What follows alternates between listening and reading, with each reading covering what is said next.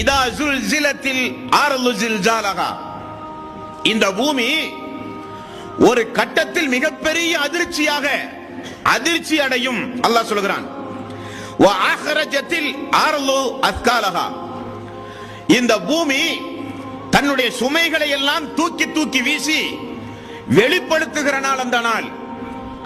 வ காலல் இன்சானு மாலஹா, அந்த நாளில் மனிதன் இந்த பூமிக்கு என்னானது, ஏன் இப்படி அதிர்ச்சி ஆகிறது? அந்த பூமிக்கு அடியில் புதையுண்டு போன எல்லா மனிதர்களும் மேலே வந்து தூக்கி வீசப்படுவார்கள். இந்த பூமிக்கு என்னானது என்று மனிதன் கேட்பான்.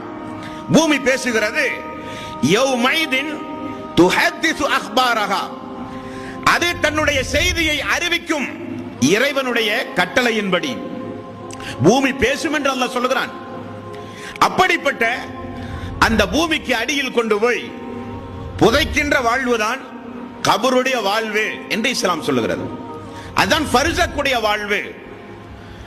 மனிதன் இந்த உலகத்தில் விடை பெற்று மரணித்து விட்டான் என்றால் அவனுக்கு அல்லாஹ்வின் புறத்திலே ஒரு வாழ்வு உண்டு. மறுமை நாளுக்கு முன்னதாக இயற்கையாக மரணித்து பூமிக்கடியில் தோண்டி புதைக்கக்கூடிய மனிதனாக இருந்தாலும் சரி, எரித்து சாம்பலாகி அதை கொண்டு போய் குளங்கள் குட்டைகளிலே கொண்டு போய் கரைத்தாலும் சரி, வானத்திலே பயணம் செய்யும் பொழுது உடல்கள் எல்லாம் வெடித்து சிதறி ஒரு மனிதன் மரணித்தாலும் சரி, அல்லது மிகப்பெரிய மலைகளில் உருண்டு விழுந்து விலங்குகளுக்கெல்லாம் இரையாய் ஒரு மனிதன் மரணித்தாலும் சரி, அல்லது கடல் பயணங்கள் செய்து கடலில் வாழ்கிற உயிரினங்களுக்கெல்லாம் இரையாகி ஒரு மனிதன் மரணித்தாலும் சரி, யாராக இருந்தாலும் அவர்களுக்கு ஒரு திரைமறைவு வாழ்வு உண்டு என்று இஸ்லாம் சொல்லுகிறது.